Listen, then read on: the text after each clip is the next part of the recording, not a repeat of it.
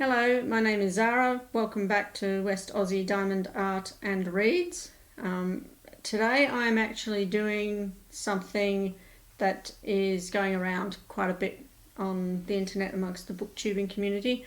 It's called the mid-year book freakout tag. So it's a half yearly, a 6-month progress report pretty much about your reading. And I only started the booktubing side of my channel I think in January, so I'm very new to this, and I will do my best to show you what I have read and speak about them, but not at length.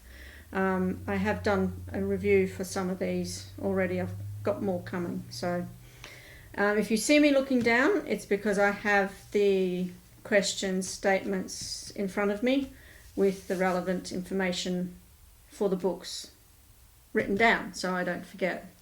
So without further ado, I shall begin. And the first one is the best book you've read so far in 2023.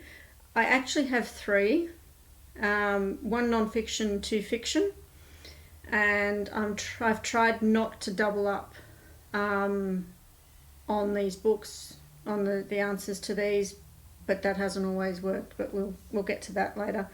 The non-fiction one, which was the book that started me on the booktubing journey, is The Girl in the Green Dress by Jenny Haynes. Absolutely phenomenal. Huge trigger warnings, but it is so worth the read. I cannot emphasize how much this is the most brilliant non-fiction I've read probably ever. Actually, it will stick with me for a very long time. So that's the non-fiction one. The first fiction one, that was a 5-star, a very high 5-star. Wished I could have given it a lot more. In my mind I have, and there's a reason I'm saying that, because the next 2 books that I will show you, the fiction ones, are also 5-star, high 5-star, but not as close as this, but they're very much up there. The first one, yes, is The Hobbit. I did try reading this years ago, could not get into it. Read this along on Audible. I actually had an Audible copy of this. Read by Andy Serkis. Absolutely divine. I devoured this. I think it took me a day to read this. That shows you how much I loved it. Can understand the hype. Highly recommend. If you haven't read it yet, then go ahead and give it a go. I can understand why people love Tolkien. He's such a brilliant, talented, skilled author, and I'm so looking forward to reading the rest of the series. And this book, actually this is my son-in-law's. He got himself the illustrated copies of this full set. The images in here are absolutely stunning. I'll show you something. And I'm just picking one up at random, so there's no rhyme nor reason to this. That is weird. So you want me to say something now? Yeah. Okay. So this is an example of an image in this book, and it's a matte, it's not a gloss image, but I don't think that makes any difference. It's just so beautiful. The detail in it is fantastic. Sorry if it's going out of focus, it has a habit of doing that. But there are lots of images like this throughout all of the books. And this was one reason, I think it was probably the main reason that my son-in-law bought this set, because of the illustrations in it. But he is a Tolkien aficionado. He's, I think, got pretty much absolutely every copy he can get of it. So, but no, this is well worth the money. Highly recommend. The next non-fiction book that is the best book that I've read so far in 2023 is called A Day of Fallen Night by Samantha Shannon. This is the prequel to The Priory of the Orange Tree. Just look at that cover. I mean, that is just... This is the hardback version. I've also got the paperback. And I'm waiting for the hardback of Priory to arrive. At the end of the audiobook for this, there was an author interview, and the lady who was interviewing, Samantha Shannon, referred to her as the Queen of High Fantasy, and I'm inclined to agree. So she's the Queen of High Fantasy, or Epic High Fantasy. Tolkien is the King of Epic High Fantasy. And the reason I mentioned how many stars the non-fiction got was every book that I've been reading since I read that book, which was the very first book that I'd read for the year, having got 5 stars, I've been basing my 5-star ratings on that 5-star rating, which has been very interesting. But this one and The Hobbit are very much up there. As I said, they're not at the same level of 5-star as the non-fiction, but they are still a very high 5-star, especially for fiction.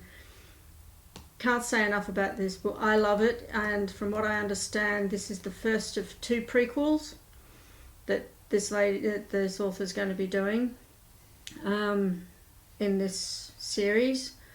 And you might think that having 2 prequels is a bit of overkill, but once you've finished reading this, you can understand why she needs another prequel. There's the world that she's building in this series is absolutely phenomenal, and it needs the extra to lead into the Priory. But read the Priory first and then read this, and it helps explain a lot of what's in the Priory. But yeah, absolutely thoroughly enjoyed this book. Cannot say enough about it.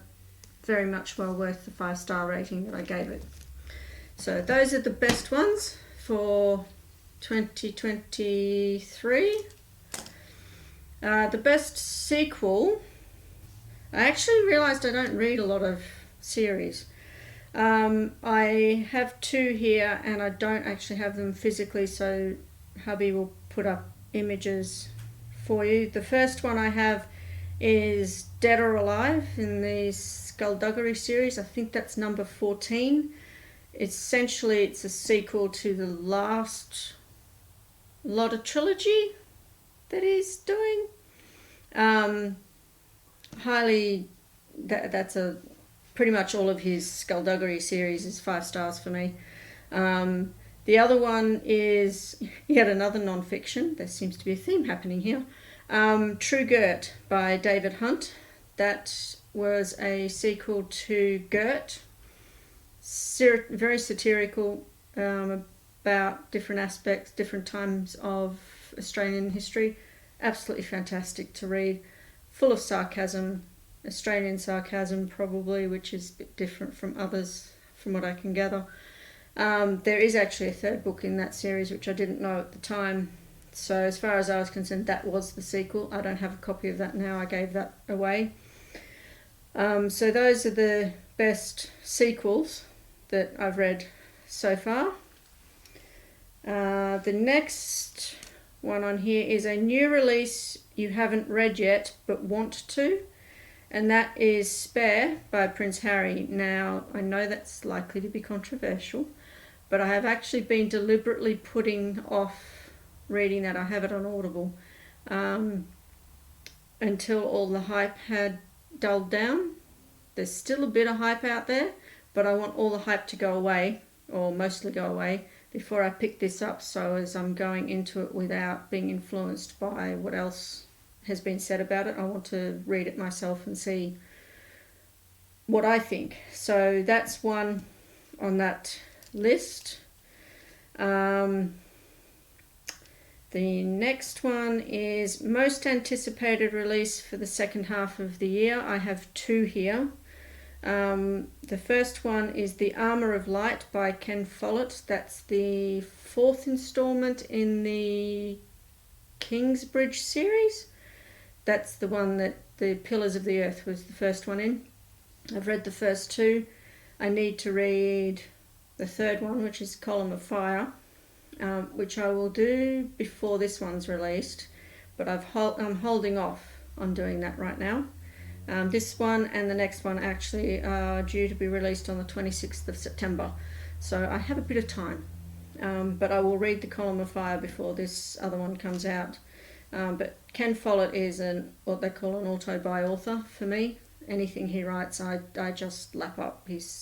I think he's awesome. Same sort of thing with the next one. It's called The Running Grave by Robert Galbraith. It's the next installment in the Cormoran Strike series. These books are, while they're part of a series, they are standalones. So they actually they have their own little story, but they use the same main characters from throughout the series. I love that series right from the word go, so yeah, definitely going to be getting those. The next one is Biggest Disappointment, and this was a really big disappointment. It was called A Wind in the Door by Madeleine L'Engle. It's the second in the Wrinkle in Time series, I think it was called. Loved that first one. Loved the book, loved the movie. Went to read this one. As I said to my son before, I read the first 20 pages of that book, and it was a huge struggle, and I actually pushed myself to read that many pages. I ended up DNFing it, not finishing it, because I was just bored out of my brain. I just could not justify continually pushing through and not getting on board with it. So I was really super disappointed in that, because I'd enjoyed the first one so much that I thought, this will just keep on going, and it was, I did not like it, which I was really unhappy about. So number 6, biggest surprise. It's called One Home, 18 Stories of Hope from Young Activists by Hiba Noor Khan. It's a book about climate change and ways that these young people have come up with ideas as to help to reduce climate change issues. And it's a really good book. Lots of pictures in it, but the ideas they come up with are very well worth reading. I was very, very pleasantly surprised with that one. It wasn't dull and it wasn't boring. It was very interesting, and a lot of times climate change books can be very, very boring. This one wasn't. Highly recommend. Number 7, favourite new author, either debut or new to you. These are 2 new to me authors. They've been around a long time, but to me they're new. Brandon Sanderson and J.R.R. Tolkien, both epic high fantasy authors, which I found very intriguing that they were 2 favourite new authors of mine this year. So very happy about that. Favourite reread so far this year. I did this in place of another one, which was favourite new fictional crush. I don't get crushes in books, really. So I replaced that one with this one, favourite reread so far. Unfortunately, when I looked at what I've read, the only reread I had was Gemina, which is the second book in the Illuminae files by J. Christoph, and I can never remember, Amy Kaufman was the other author. When I read that the first time, I was bored with it, but this time I listened to it on Audible, on audio, which made a big difference actually. I think it needs to be read on audio, and it wouldn't class it as a favourite reread, but it was a reread. Now, if I could get to finish this next particular book before the end of the week, then yes, it would be a favourite reread, and that's Love Comes Softly by Janet Oake. I have read it a couple of times, and I know that I'm going to love it if I read it again, but I don't know if I'll get a chance to read it before the end of the week. So that's number 8. Number 9 newest favourite character, Bilbo Baggins from The Hobbit. He is just so sweet. He's so cute. And he's so dumb, but he's so sweet with his dumbness. But by the end of the story, you can see that he'd grown, but he was so still so cute and stupid. I liked him. I love him. I think he's gorgeous. Number 10. I don't have the books for these, except for one. I'll take that back. There's one. But the other's picture will go up in the little spot next to my face. Book that made you cry. I don't very often cry with books. They have to be super, super impactful for that to happen. But these books broke my heart. If that counts, then I can put it in that. The first one is called Pod by Laline Paul. It's about a group of dolphins and life under the sea and so on. And what happened at the end to one of them really hurt. It was so sad. So you have to read that. Go and read it. It's a really good book. The other one is The Arsonist, which is a non-fiction by Chloe Hooper. That was, the subtitle to that was A Mind on Fire, I think. It was about the guy who caused the Black Saturday bushfires in Victoria, here in Australia, many years ago. It was very sad, actually, about what was uncovered in that. Very well done. Also recommend going and picking that up and having a read of it. Does play with your emotions, I will tell you that now, for good reason. But it was also sad at the end, because of who the guy that did the fires was about. The next one, also a non-fiction, The Last Woman Hanged by Carolyn Overington, who is a favourite author of mine. Didn't even realise that she'd done a non-fiction until I saw this. And this book was about the last woman that was hanged here back in the 1880s in New South Wales, here in Australia. And my review of this said that she was either the most unluckiest woman in the world or the most calculating, cold woman in the world. And you have to read it to find out why I say that. But her case spearheaded a lot of improvements for women generally from then on to even to now. Really good book. Super good to read. The next one, which I just finished yesterday, I've seen the movie of this. Never read the book until now.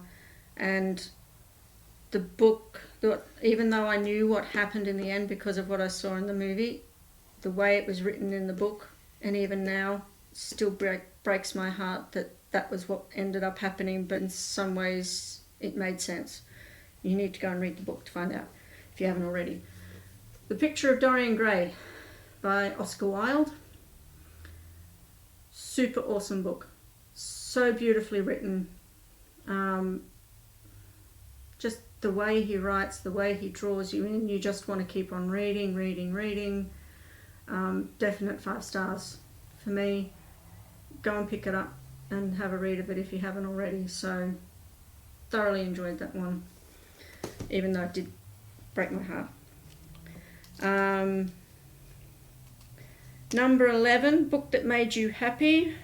I have mentioned it earlier on, True Grit by David Hunt. If you want to laugh, if you understand sarcasm and satire, yeah, you can't go wrong with that. Either of the 2 books of his, go and read.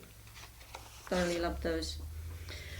Next one, number 12, is Most Beautiful Book You've Bought or Received So Far This Year. Now, I'm taking a different spin on this from what I've seen other people do. I do have a copy of this book. It's called The Spirit Catches You and You Fall Down, A Hmong Child, Her American Doctors, and the Collision of Two Cultures. Now, most people might say, well, this isn't a beautiful cover. I think it's beautiful in its simplicity, but where I took this beautiful part from was the contents, the story inside. Stunning. It is so eye-opening, and I only read about half of it when I read it a few years ago, and I really wanted to get a copy, and I've been trying to track it down for years, and finally found it. And so I grabbed hold of it, and I'm going to read it again and read it to the conclusion. It is hugely eye-opening, and it's something that I reckon all medical people or people who deal with other cultures should appraise themselves of and read, because it makes you realize how you cannot push your cultural beliefs and ways of doing things onto people who don't share the same thing, among so many other so many issues. It's a very dense book.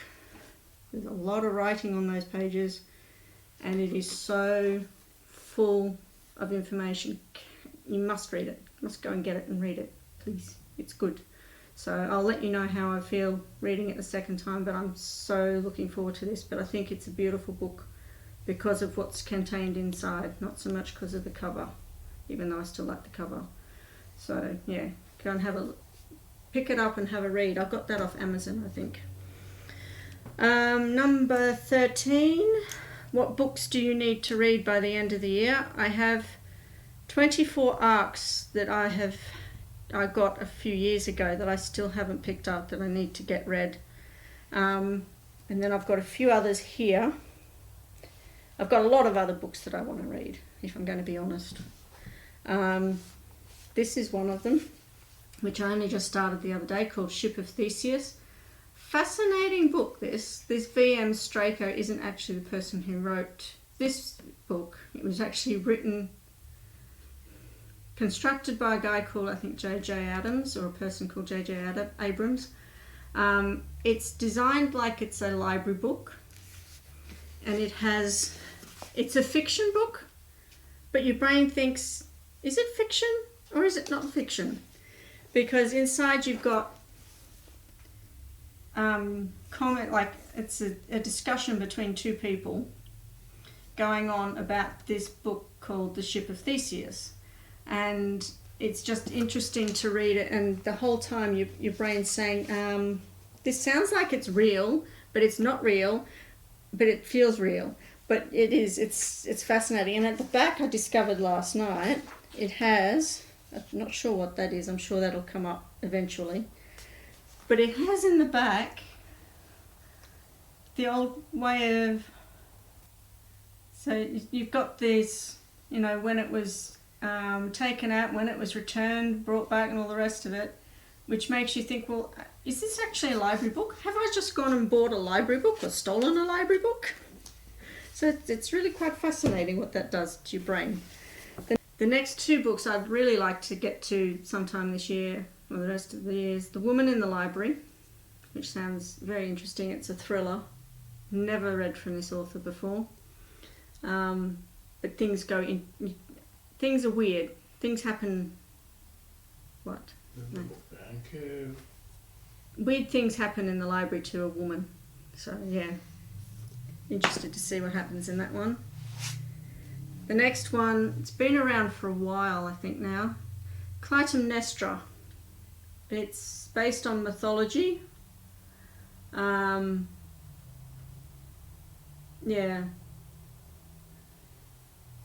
And it's about this woman, Clayton Nestra, and what she did to her husband, I think, in the end, out of vengeance. She was a pretty brassy woman.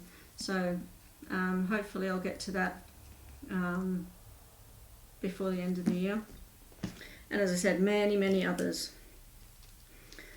Number 14. Genre you've been loving or have read the most? Well, so far fantasy, especially epic high fantasy, seems to just gone off the charts as far as my reading is concerned. And classics, which is interesting. I don't understand why I've decided to read classics this year, but I have. So that's the answer. I can't say much more about that. Number 15, favourite video you've done so far this year. I have two, one for a book and one for my diamond painting. The book one, as I mentioned first, The Girl in the Green Dress by Jenny Haynes. Loved that video, loved the book. We'll probably talk about it until the day I die because it is just so good, even though it is horrific.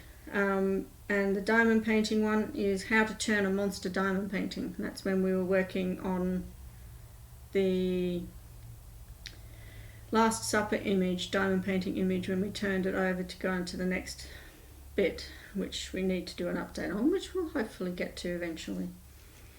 So that's 15. And the last one is favourite book community members. I have a few here. This is not an extensive list. There are many others I could have included on here, but I thought I'd better just leave it at this.